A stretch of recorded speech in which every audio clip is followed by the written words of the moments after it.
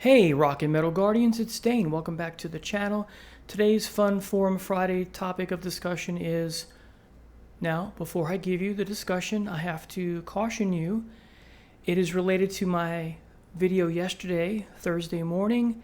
So, to quote Carla DeVito from Bat Out of Hell, stop right there if you have not watched that Thursday video, because that video is my top 25 guitarists of all time.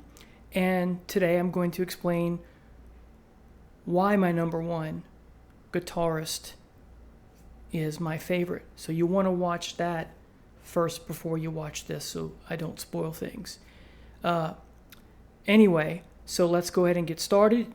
Hopefully by now I've given you enough time to switch and go watch that video first. So the rest of you, let's get started. So the reasons why I put Alex Lifeson as my favorite guitarist of all time are the following, and then I'll give lots and lots of examples. He's very skilled and technical at what he does. But that's just the tip of the iceberg. As I've said in the previous video, you have to have a couple things that tie to that technicality. You can be skilled and technical and virtuoso, possess that virtuosity all you want, but if it's soulless and emotionless, it does nothing for me, and I know lots of people feel that way. So in addition to that virtuosity, that technical skill, the know-how, the skills and the knowledge and the intelligence, he plays with heart and he has soul, and you can hear it in his playing throughout the board from start to finish in his career with Rush. And so I want to wait till I get to examples to prove my point. But so that's the stickler right there. That's the big one. You have to play with mind, heart, and soul. Those three things. Next is his guitar tone. It's my favorite, or I should say tones. But overall, his tone, his effects, pedals tied to that, the gear that he's using, his choice of guitars, and of course, by the choice of guitars and pedals and effects, the things he's not using factor in that as well. And then the next thing, why Alex is my favorite guitarist, the next point, is he's so versatile. He can play all kind of styles. He can play blues. He can play heavy blues. He can play the classical guitar. He can play the 6-string acoustic. He can play the nylon version of the acoustic guitar, that, flamenco style, if you will. He can play, of course, the 6 and 12-string electric guitar, and he does it well. Of course, he has pedals to add things in flavors and colors and all that. I'll get to that as well. Let's see. And in addition to what I've said, he can play jazz-like or jazz fusion styles, and we'll look at examples. He has that Eastern influence, which I talked about in my Why Prog Rock Matters video. He has that Eastern influence, a technique tone to some of it's part of his palette, if you will, to some of the tones on some of his songs throughout his career. He can play super heavy when he wants. He can shred with the best of them. And he can switch gear and try something new. And he becomes acclimated to it and then rises and becomes superb at that. So he can adopt to new technology. All right, so and there's one more thing. So, all right. And tied to that is, of all the guitarists that I listen to, and I listen to a broad spectrum of styles and what have you, I think what makes him so great, in my estimation, my favorite, is his chemistry with Geddy Lee and Neil.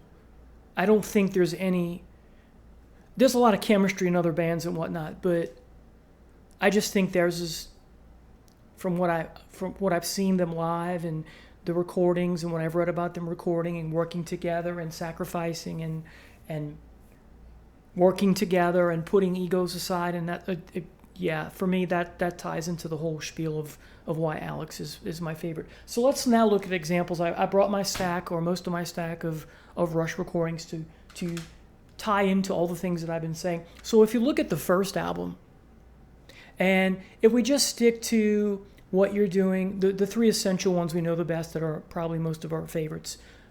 Finding My Way, What You're Doing, and Working Man. Let's start with Working Man. It's, as we know, it's very derivative of Cream and Led Zeppelin. But what, and this ties to the Alex factor, why he's my favorite, is what Alex does throughout his career is that he imitates from many different styles and many guitar players. But then he makes it his own. So it's not truly derivative. It's Shakespeare in that way. Shakespeare took plots from other stories, but then themes and other things, he makes it his own. So in that similar vein, not exactly the same, but very similar. And of course, What You're Doing and Finding My Way are just, over the top, hit you in the guts type rock and roll. It's heavy, it's forceful, there's no pulling your punches, so to speak. So that's why I bring the first album to the table. And then when we get to this, where Pert joins the band, is where things really get going. And you have the heavy rockers anthem and Best I Can. And then, but you have the introduction to prog for the band on here with By Tor and the Snow Dog. I remember sitting in my car after a day of high school with my friend, and he wasn't familiar with this band at all. So I plopped in my cassette, and I just fast forward. I had it pre-ready because this was the day he and I were discussing, and so I had it ready for the guitar solo section of By Tor and the Snow Dog. And he's like, "Dude, is that Eric Clapton playing on the song?" I was like, "No." It's like, wow, I hadn't thought of that. He does sound like Eric Clapton. But to my ears, he out-Clapton's Clapton on this one song. I'm not the biggest Clapton fan, I'll go ahead and admit that. I like Clapton, but he moved away. He complained when he was in the Yardbirds about them not being heavy enough and doing too much pop stuff, so he leaves. Then he goes solo, and what does he turn around and do after the first couple albums? Is he gets really poppy and mainstream. So just anyway, so in my estimation, I know I'm gonna get some pushback here, but it's my opinion. I think he out-Clapton's Clapton, especially on By Tor and the Snow Dog. And I'll come back to that song for a live discussion. Then we get to Caress of Steel, panned by many, not by me. If we talk about The Necromancer, Part 2, which is called Under the Shadow, talk about chemistry. There's that instrumental piece where the three gentlemen here are playing heavy, fast, and loose, and it's just overpoweringly heavy. They're just firing on cylinders, and they sound like Zeppelin doing an improvisation, but not Zeppelin, if that makes sense. And then you get things on the Fountain of Lamneth. You get to No One at the Bridge, and talk about emotion, where Alex, the guitar playing, reflects the feeling of the protagonist doing his suffering as he's journeying from one place to another. And then the marvelous Bacchus Plateau section of Fountain of Lamneth, where the very end of that, you have this fluttery guitar style where at first listen it sounds like the flute. So he can imitate or mock a classical instrument or a woodwind. I don't know if he did that on purpose, but to my ears, at first when I heard it, I was like, is that a guitar? Or is that, what is that? So anyway, so it's that varying of style that works so well. And then when we get to this, 2112, the only thing I'll say about this is that he can shred them up, like anyone, as I said earlier, because when you get to the presentation, that blistering guitar solo is a fine example of that. And then very quickly, back to By Tor and the Snow Dog on this, it's longer, it's heavier.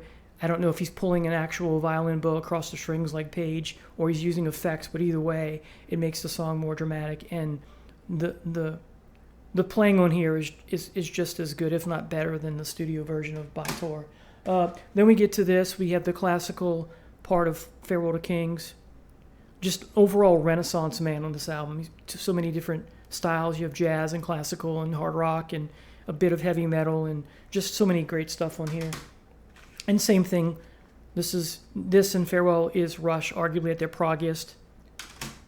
La Via Strangiato, right? Then you get to this.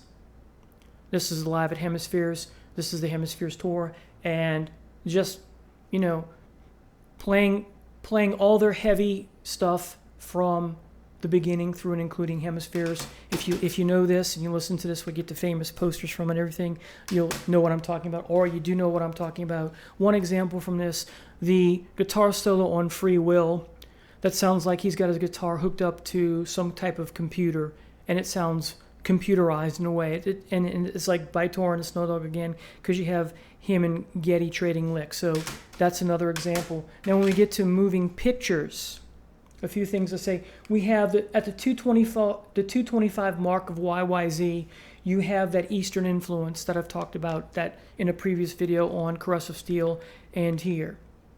And since I just mentioned Caress of Steel, I failed to mention when I showed you that piece, that CD, that we have a lot of Eastern, well, we have some Eastern influences on the Caress of Steel, in the Necromancer and Fountain of Lamneth. And then here at the 225 mark of YYZ, you have that Eastern sound again. And then at the 248 mark, you have that Eddie Van Halen type finger tapping.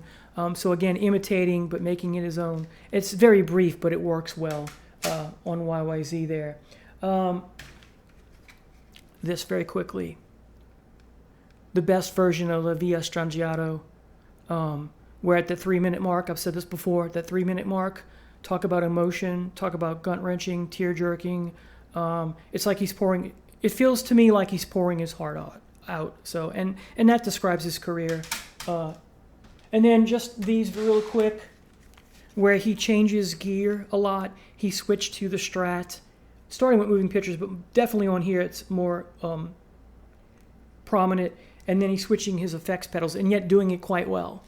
I'm not going to go through the whole discography, but I've gone through the first 12 albums that are my favorite. But when you get to live albums like this,